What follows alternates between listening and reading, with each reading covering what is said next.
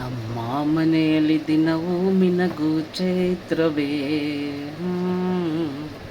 ಬೆಳದಿಂಗಳ ಈ ಪ್ರೀತಿ ಕರಗಲು ಸಾಧ್ಯವೇ. ನಮಸ್ಕಾರ ಫ್ಯಾಮಿಲಿ ಮತ್ತು ವೀಕ್ಷಕರೇ, ನಮಸ್ಕಾರ. ನಾವು ಹೊಸದಾಗಿ ಬಂದಿರೋದು ಯೂಟ್ಯೂಬ್ನಲ್ಲೇ ಕೆಲವೊಂದು ವಿಷಯಗಳನ್ನು ನಿಮ್ಮ ಹತ್ರ ಹಂಚ್ಕೋಬೇಕಂತ ಬಂದಿರೋದು. ಇವತ್ತು ಎಲ್ಲ ನಮ್ಮ ನಾಡಿನ ಜನತೆಗೆ, ಎಲ್ಲ ನಮ್ಮ ಸೌತ್ ಇಂಡಿಯಾ ಆಗಲಿ ಪ್ರತಿಯೊಬ್ಬರಿಗೆ ನಾನು ಒಬ್ಬ multi skills multi language person ಅಂತ ಮನುಷ್ಯ ಹೇಳಬೇಕಂದ್ರೆ, ಓಕೆ, ನನಗೆ ವಿಭಿನ್ನ ರೀತಿಯ ಭಾಷೆಗಳು ಬರುತ್ತೆ. ಅದಕ್ಕೆ ನಾನು ಹೆಮ್ಮೆ ಪಡ್ತೀನಿ ಆ ಭಾಷೆಗೋಸ್ಕರ. ಬಿಕಾಸ್ ಭಾಷೆ ಕಲಿಯೋದು ತಪ್ಪಿಲ್ಲ, ತಪ್ಪು ತಿಳುವಳಿಕೆ ಮನಸ್ಸಲ್ಲಿ ಇರೋದು ಅದು ದೊಡ್ಡ ತಪ್ಪು. ಇದು ಕಲಿಬಾರೋದು ಅದು ಕಲಿಬಾರೋದು ಅಂಥದ್ದು ಏನೂ ಇಲ್ಲ.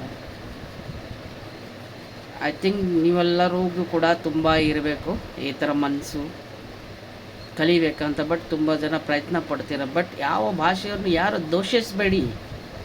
ಭಾಷೆ ನಾವು ಎಲ್ಲ ಹುಟ್ಟಿಸಿರೋದಲ್ಲ, ಇದು ದೇವರ ಕಡೆಯಿಂದ ಬಂದಿರೋದು ಭಾಷೆಗಳು, ಸಂಸ್ಕೃತ ಭಾಷೆಯಿಂದ ಬಂದಿರೋದು ಭಾಷೆಗಳು. ಓಕೆ, ಇದು ಆಯಿತು. ಬಟ್ ಇವಾಗ ನಾನು ಒಂದು ವಿಷಯ ಹೆಮ್ಮೆ ಪಡ್ತಿರೋದೊಂದು, ನಮ್ಮ ಸೌತ್ ಇಂಡಿಯನ್ ಆಗಲಿ ಇಡೀ ಇಂಡಿಯನ್ ಟೀಮ್ ಆಗಲಿ ಒಂದು ಹೆಮ್ಮೆಯ ವಿಷಯ ಅಂತ ಮಾತಾಡೋಕ್ಕೆ ಬಂದಿರೋದು. ಒಂದು ಕಡೆ ಧೋನಿ ಬಗ್ಗೆ ಎಲ್ಲರೂ ಮಾತಾಡ್ತಿದ್ದಾರೆ. Okay, I respect Dhoni sir.